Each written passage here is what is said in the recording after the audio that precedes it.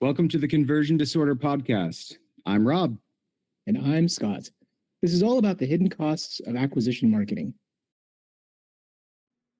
This week, we are continuing our talk about lead gen now that we don't have another major AI thing bubbling in. And so this week, we're going to talk about quality, right? And quality is such a general idea. So maybe it's best if I give you an example, right?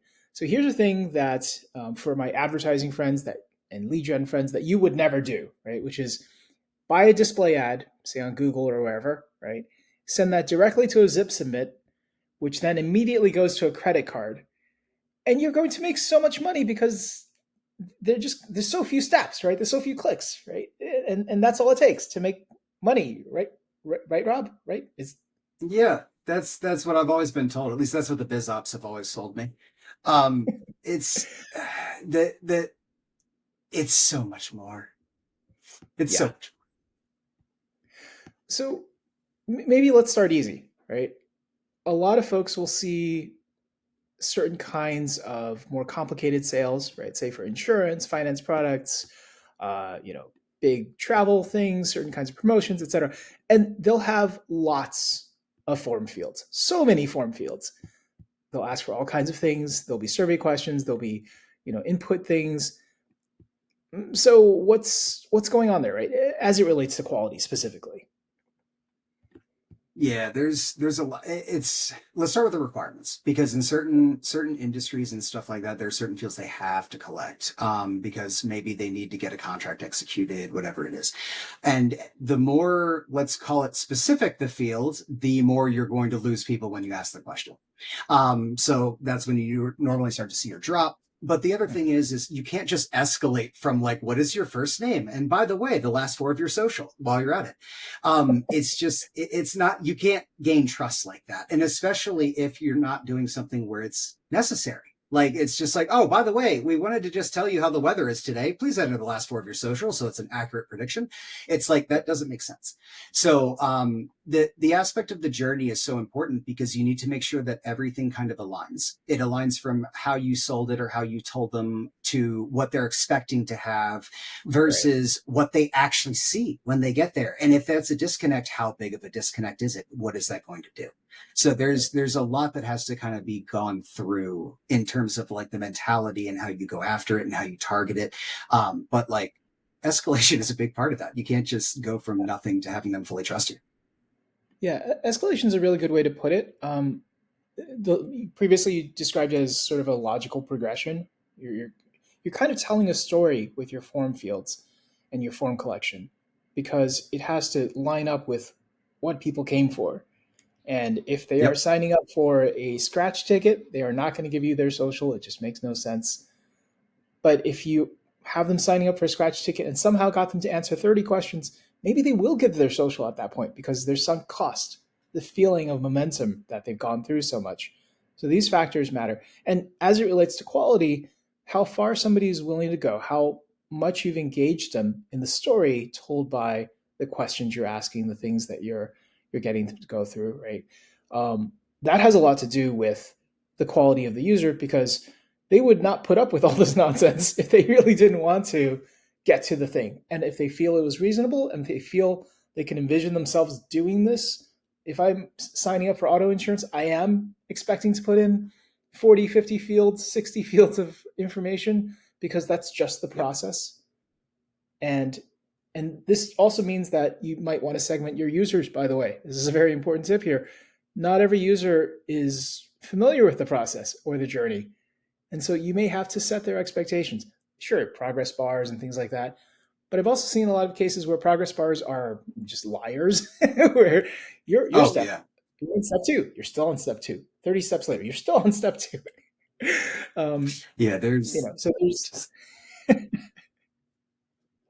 There's so much there that just keeps unpacking where you just know it's sales psych. You just know it's only there to help with the psychology of it or the marketing aspect or just the conversions. But like, it's also, don't get me wrong, it's legitimate. It works. That's why people do it. And that's why it's used. But at the end of the day, it's still about trying to get the user wants something that you're trying to give them. And your job is to basically put as little resistance between them and that item as possible while not losing your shirt in the process. So it's always about what's the drop off going to be. You don't need to ask more than you need to complete the transaction. But at the same time, if someone's asking you for like the weather, you don't need to know their full billing address. Like usually the zip's good enough. Usually this is good enough. But some people still fill it out. And the question is how many? And then businesses might see that as another way of making money, which creates more about the journey and more about the path. So it's an ever evolving thing. But the expectation management or escalation rather, depending on your perspective, is so important, because if marketing's not aligned with sales, that becomes the whole, oh my God, what did you tell them they were getting? And then when sales is not aligned with account management, again, I'm using an example, but it becomes, what did you sell them? We don't do that. That's nuts in this time frame. And everyone in those kind of things knows that. And it's the same thing with these. If your ad does not relate to the lander they're looking at, and then page 2 doesn't relate to what page 1 was, they're going to have questions. And you don't want that coming up, whether or not they're deciding to fill something out or not. It's whether or not they want to. There's a big difference. So this is actually not in the script, but Rob, have you ever seen a long form experience where somebody gets asked, what is the last digit of your phone number? Yes. Yes, I have. I have seen multiple. Okay. So there is some companies that I shall not name, but they were very smart for this, and I will give them that. There are a lot of companies that do kind of like, let's call it a short form, where they do very minimal collection, whether that's like 1 field, 4 fields, whatever it is. But usually it's like some form of contact in their email, like a zip submit, email submit. But obviously with all of those, when you're having someone opt in and they're being told, especially on something like sweepstakes, that they're getting something for free, of course they're skeptical. They don't understand what's happening. And the fun part is everyone goes, oh, I don't care. And they're like, phone number? And it's like, well, browsers are really good now. So I can hit letters and only numbers are going to show up. So let's just start pounding on the keyboard and see what happens. But then downstream, when I actually say I'm interested in an offer, and then it goes, that's amazing. What was the last 4 of your phone again?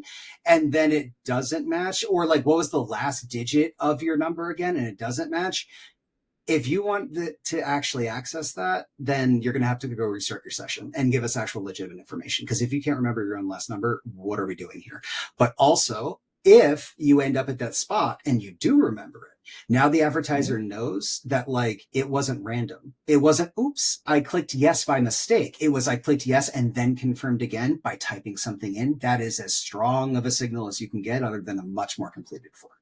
So also perspective. So huge point there, which is, of course, this is about quality, which is if you're willing to be, cavalier about your earlier entries, clearly something is wrong. And here's one strategy we've seen somebody come up with to test that. There are a lot of these kinds of things that can be done, but in the end, it is also about where the users came from. Perhaps the advertiser doesn't do this on every single set of users. Maybe it's only from users who come in from an unknown source. Maybe I usually do emails, but if I suddenly get a referral from a website or something, I would want to be more careful, right? And vet with a different flow, with a different set of questions, because those channels really matter.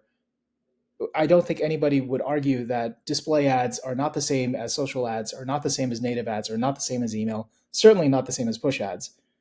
Those things have different costs. They have different quality in terms of the users that convert. Yeah, in everything, right? And a lot of it's just the psychology. Think about a native ad that's at the bottom of a CNN page that's full of articles, and they see a thing about this one trick, It's a very different experience versus the guy who answered your email, looked at your email, your messaging, your subject, chose to engage with that, and then chose to click on that email again. Different user profile, right? And therefore the quality profile is very different as well. And that's and honestly, I was going to say real quick, that's actually one of those things that's kind of not talked about, but kind of baked into email, for example. Like if you, your own records and everything with your records at some point, again, if done right, they've opted into actually like ask for more information. And then you've sent them that information, which then they have on their own opened and clicked again, then gone to a lander where they have then read and input information again. So by that point, the trust is pretty much there. And that's why email, at least in my mind, has like kind of like a higher base rate of trust out of the gate. And that's why the quality is usually a little bit higher. It's just, it's a direct to the person and back. It's not the same as like display. Anyway, sorry. No, this is great. So, what are some of your? So, how do you look at channels? What do you think of them in terms of quality? What are some of the better quality channels that you would have to vet, relatively speaking, less? But all channels have risks, right? So, what are your thoughts? What are your favorites? So, I mean, I'm obviously going to say email is my favorite because email, but in terms of overall, like, it really, in my mind, what people have access to and what I would recommend are two different things. Because the way that like iMail is not the way that like a small business owner just getting started with mail. It's not the same kind of usage or impact or whatever it might be. But there still is the general mailing. So let's use like general SMB type stuff as the example. If you have already been in business and you already have the list, or you're an affiliate that has a list that you know is like actual, legitimate, and responsive or whatever it is, literally an easy way to just see the quality is I would throw that into social, because let's be honest, the eyeball time on social is insane right now, but also other than social, email. And then you have one for the more, let's just call it ad hoc, like display, where it's like they're scrolling through videos and surprise. And then the next one is they're actually sitting there, they get a push notification, they read it, they're interested, they click it. That is a good way to kind of see the reactivity, but it also comes down to your industry. Some people have like a 9-month sales cycle. Some people are like, you need 3 of these a week, and I'm just going to text you about it because you're going to have it. It really depends on that product. But the one thing I've always noticed is that if you know your core demographic and if it is intent based, usually you can do decent on search. If you have the budget, the intent will be good. And as long as you know you can back out and your margin is decent, it's a good starting point because you can get a lay of the land real quick and the reactivity is right there. Email requires a little more setup, but more ongoing for less, let's call it variable cost. So like as you get more clients in, you're just naturally adding more to it. So it's naturally growing. It's a good win. And then obviously social as well. But then the social in general, specifically, I would actually do more content driven stuff now, even if that's videos, and then just run paid ads behind it.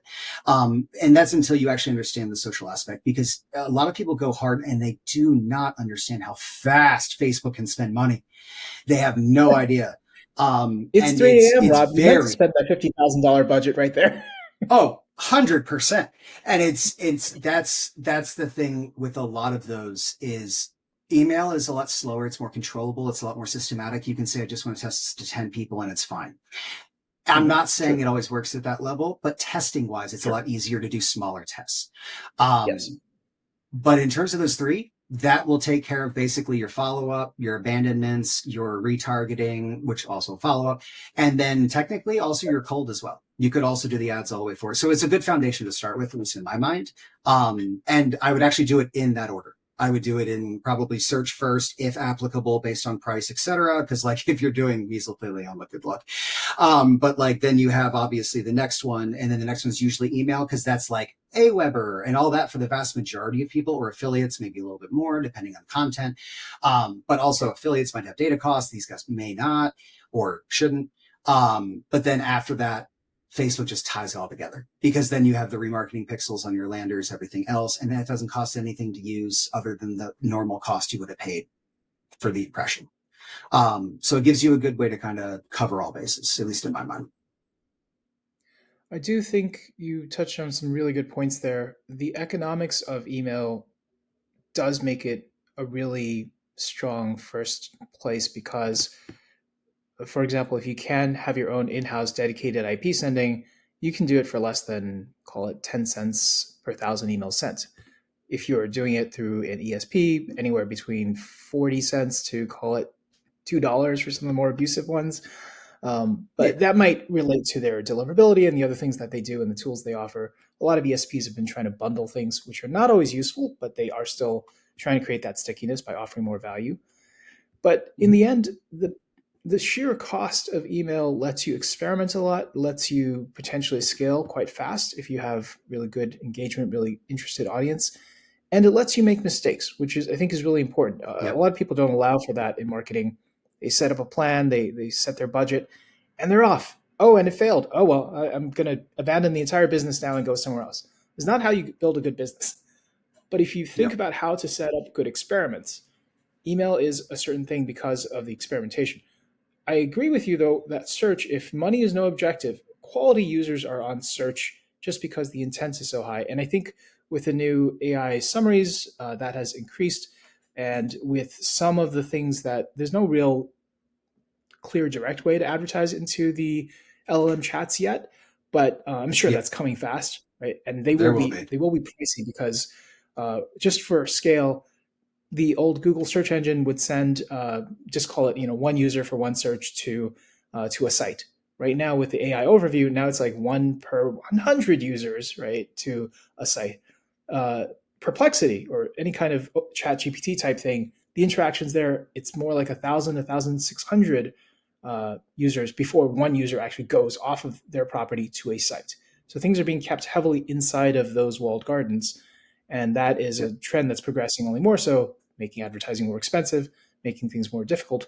But it should also increase quality when they do exit because they really want to get out of GPT, stop talking to their AI girlfriend or whatever, and go buy a blender or what have you.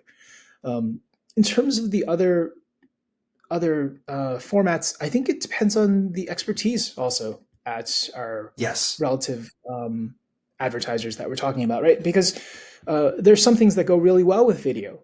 There's some things that go really well with images and those kinds of appeals. And other things, it is more, about your finances and about trust and about certain things where it helps actually to see some numbers and have some interaction perhaps, or have some, other content that maybe text is entirely appropriate, or text and charts and graphs and whatever might be more appropriate. Depends on the situation. So it depends on your industry, but I absolutely agree. Social has wonderful engagement, so much audience, so much targeting ability. Facebook has done a really good job of making their marketplace very good at this. And once you figure out something that works on Facebook for your kind of target audience, porting it over to other places is often a really good idea to try to see if you can access similar types of audiences. Facebook itself is not just Facebook newsfeed ads. There's a lot there. There's all kinds of ways to set up groups, right, that are attracted via content or other things. Then they're in the group for a while, and after a while, you can, take those segments of the group and advertise to them outside of Facebook or inside of the group or what have you. There's also ways to do things with Facebook chat, that, et cetera, Facebook Messenger rather, that's also expands the things. So that's a deep topic. Don't want to get too into it, but there's a lot to explore. There's a lot there. Yeah, absolutely. And TikTok in particular has been great for retail things. Not everything necessarily, but if it's easy to buy, if it's a little, targeted towards maybe a younger audience with a, shallower pocket, I think that's a very fast, very profitable thing that I've seen a lot of arbitrage around. And that could be really good. Okay. But the point is, channels different, they have different purposes, they have different capabilities, and combining them is a really good idea. Ultimately, this is your audience. That is still the right way to think about it, even though Google and Facebook and OpenAI tell you otherwise by the way that they treat your budgets and things. And you want a channel like SMS or like email that lets you repeatedly engage those users, or Facebook Messenger or Facebook groups. These are also just fine, because it doesn't cost you that much more to have one more touch with somebody that is extremely intentful.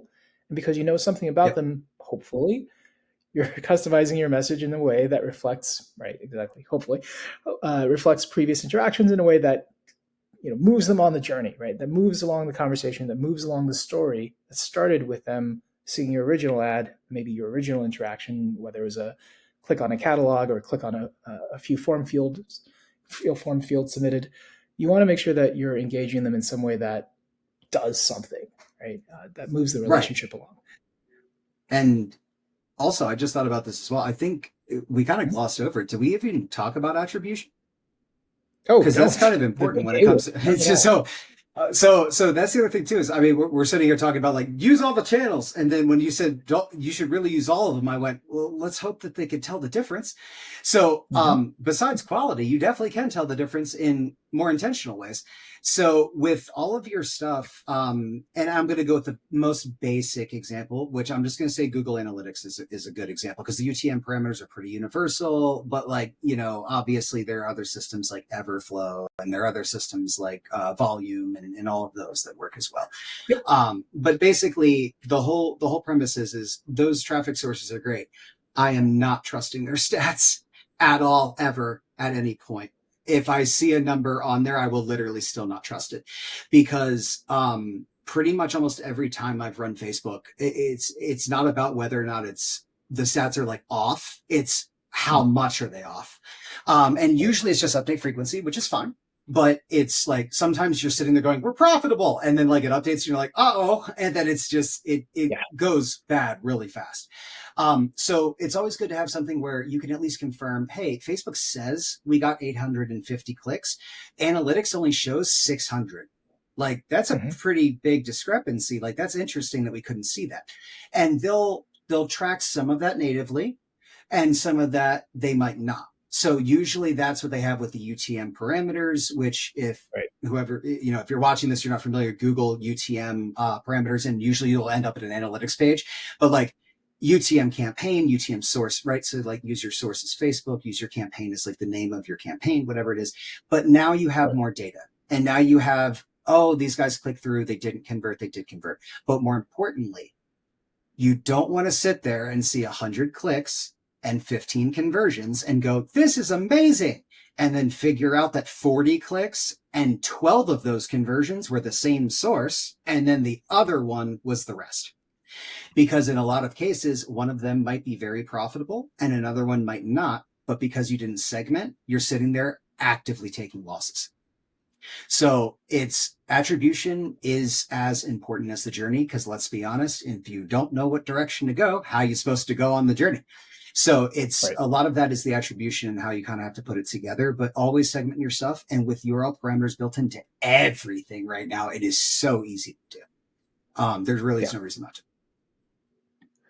So I think, okay, maybe we've convinced some people that quality matters. We've talked a little bit about some of the ways that it manifests through different channels, through different parts of the journey, through attribution. What do you do if your quality sucks? Let's give some people useful feedback here, because this is oftentimes, unfortunately, the basic situation many people find themselves in, which is, well, this particular source, this particular campaign, etc. I'm paying a lot, I'm losing. How do I make this better? How blunt do you want me to get? Go for it. So, all right. I mean, so basically you have two choices. They either become more logical about their rates, which also / the offer just doesn't work for my traffic. Or, you know, two is I change my traffic. And maybe if, for example, you keep telling me that my rate is the same, but I keep doing real well on that back-end CPA, I don't understand why it's not changing and it only changes negatively. So maybe what I might do is I might kind of go, listen, 100% of this extremely high quality source always goes to this advertiser. Maybe what we're going to try to borrow is 80%. And then we're going to send the 20% somewhere else, make sure that someone else can monetize it properly. Maybe we're getting lucky. Maybe they have someone that really is buying this I couldn't monetize somewhere else. And now you have your answer, but also now you know whether or not the quality would have bit you in the butt. So when you have that kind of information and you're looking at that, that's one thing very easily that you can equalize. And to be very clear, that's not me intentionally sending bad stuff to an advertiser. It's me realizing that the good stuff might be better for someone else. So with some of those, it's all part of the journey in the actual routing. And that's my job as the publishers to figure out the best place for the user to go. Not just me, not just based on what I make, but what the user's actually trying to do. Because if I take a short-term win, I might lose my traffic source because I'm not helping the users. So let's break this down a little bit, actually, because from a publisher's perspective, which is part of what you were addressing just now, there are things Yep. that they can do with testing that traffic. So before you go right to the high end, you only get one shot at this valuable buyer type of situation. For God's sakes, do something else. Meaning, Yeah. at the very basic, send them to a funnel that doesn't work, that doesn't actually go to anybody, because you can set that up really fast. And if you see them Yeah. having what we call deeper session depth, meaning they're willing to go through more questions, that is a sign of quality or intent. Those are the two things that it's a sign of. How Depending, quickly yeah. they go through it is actually, no, seriously though, right?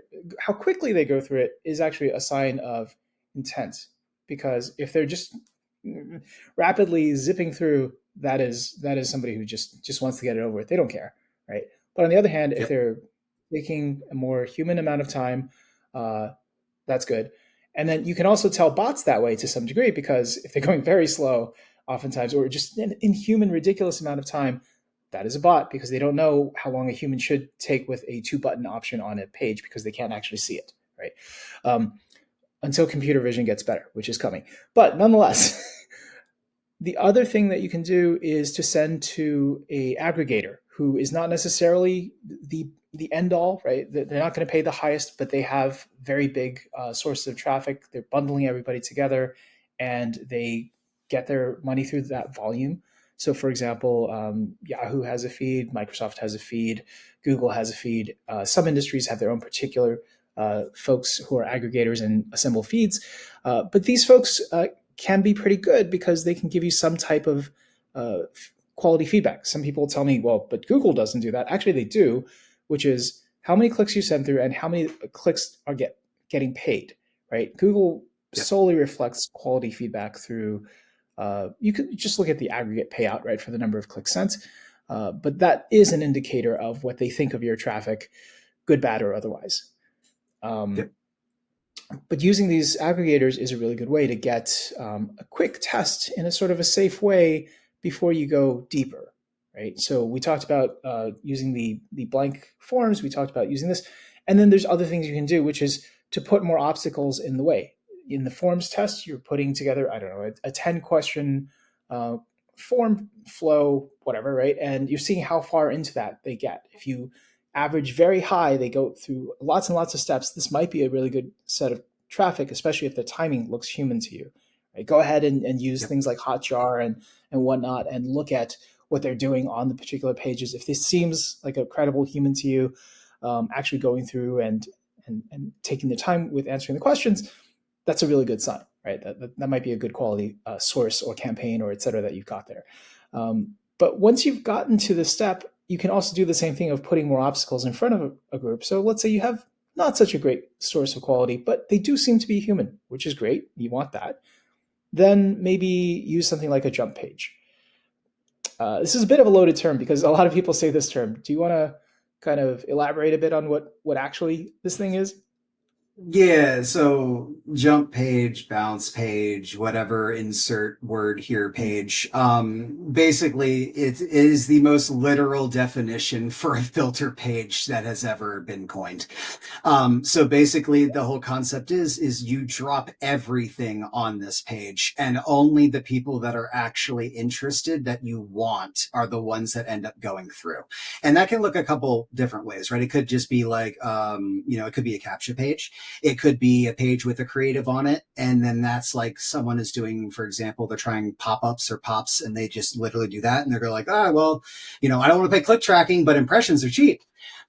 So like that kind of stuff always goes through there. But basically it is a way of saying, I have a way of getting a lot of traffic, and this traffic is most likely not all a good fit, to the point where probably a lot of it's not a good fit, but I can't get rid of the lot of the stuff that's not really a good fit before I buy all of it. So I have to figure out a way to segment it so I don't completely ruin my own stats, ruin this, ruin that, right? Like they need to know what it is.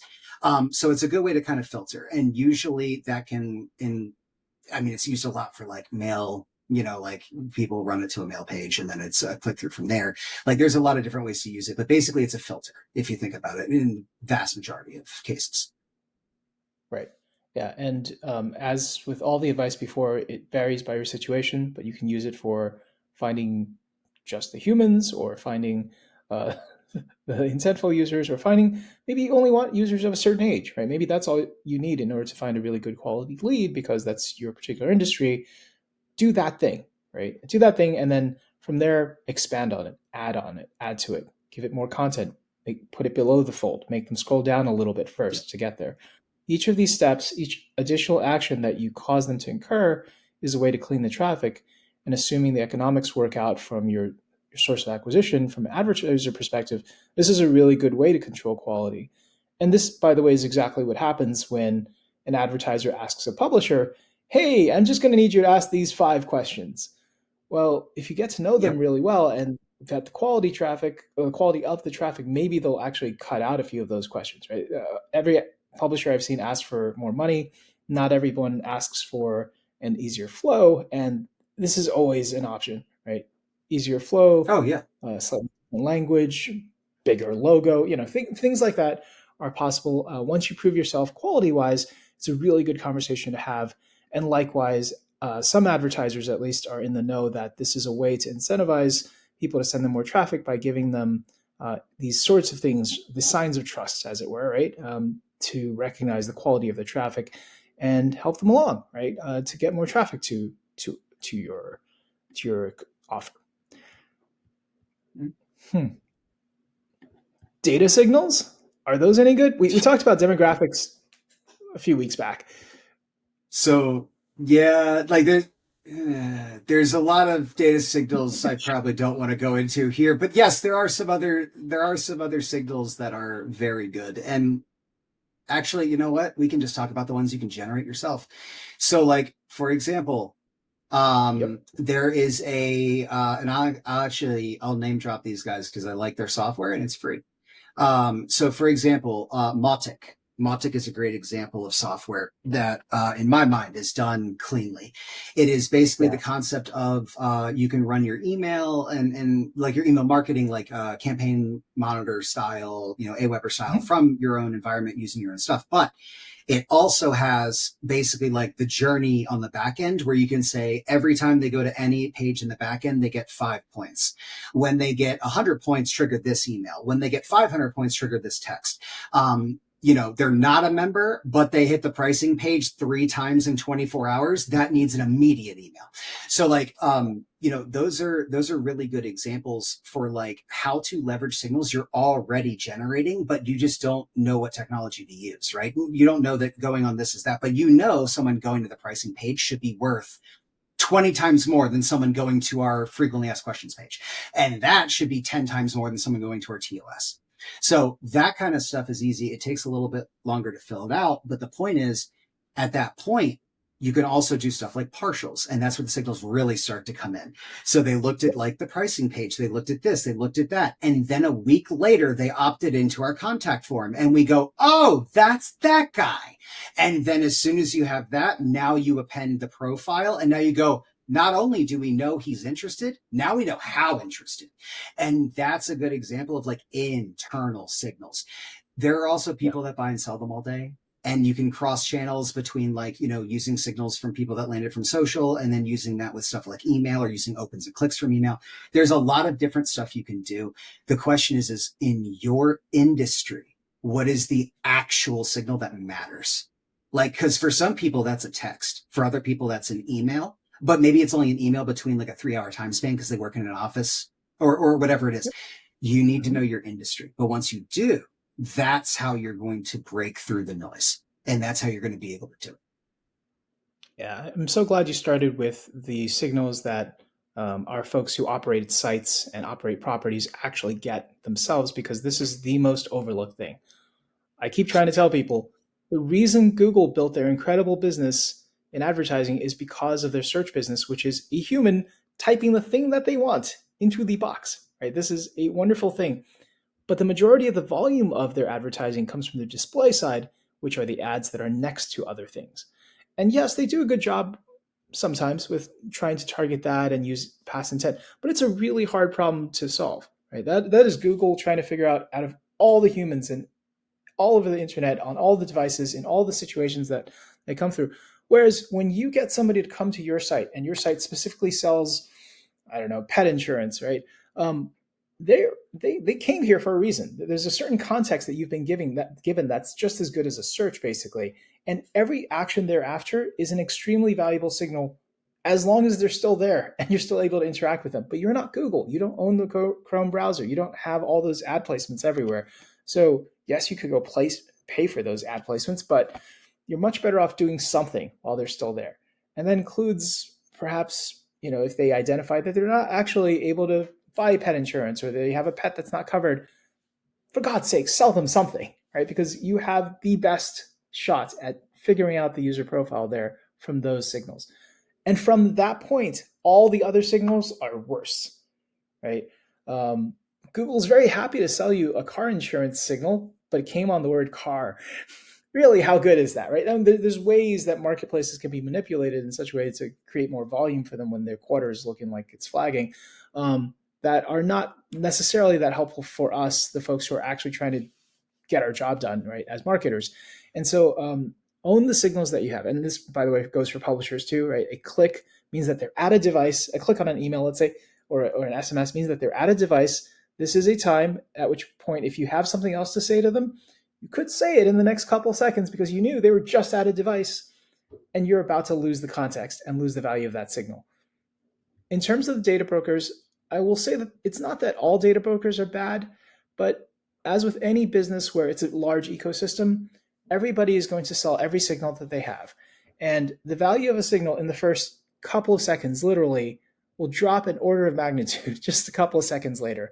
And then another order of magnitude. Now, they'll keep charging 1 cent for it all the way throughout because that signal that happened 6 months ago, maybe somebody will buy it, right? And they will try that, and it's not great, right? So there is certainly a bunch of ways to lose your shirt in buying data because there's just so much data out there. But the age of the data, the quality of the data, the context, right? It will be never better. It will never be more guaranteed because you collected it yourself than when they're engaging with you on your properties, right? So I tell my publisher friends, hey, think about those jump pages because that is a place where you're engaging with a user and you have an opportunity to do something with them.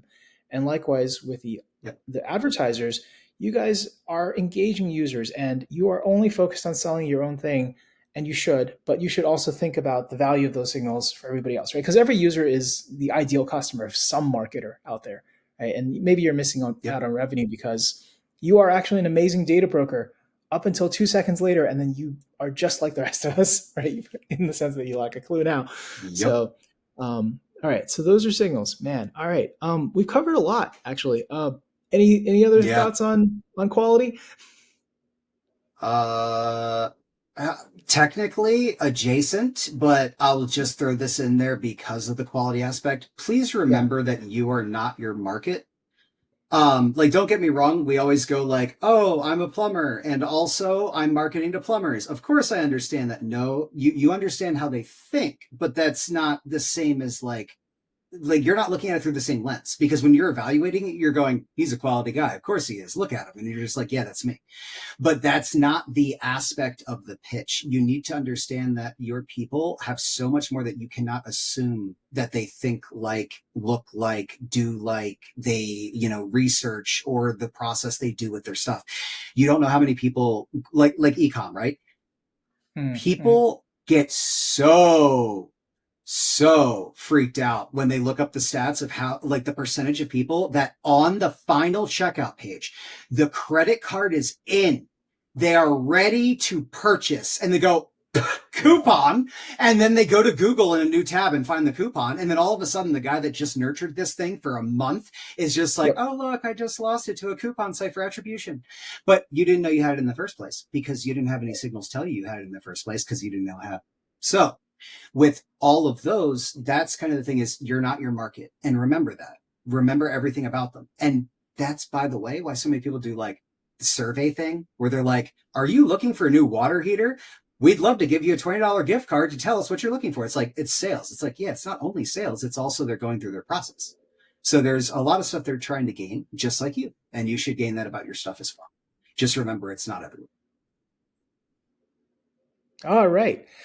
And so that about wraps it up for this week's conversion disorder. Are there any bits of crazy AI news that AI What the Fuck wants to report on? Let me see. Sam Altman eating Pikachu. Does that count? Sora 2. Thank you very much for your contribution. You to the know chat. what? Well done.